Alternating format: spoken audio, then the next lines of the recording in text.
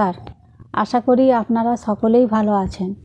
আজ আমি আপনাদের কাছে 2024 সালের কর্কট রাশির জাতক জাতিকাদের প্রতিকার নিয়ে আলোচনা করব।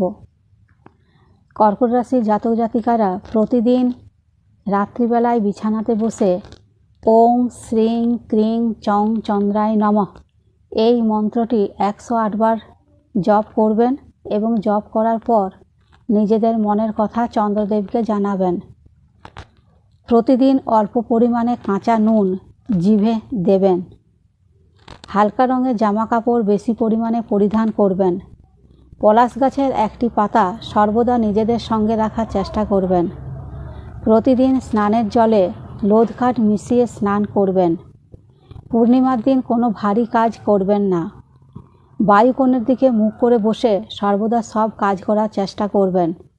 নমস্কার, তাহলে আজ এই পর্যন্তই।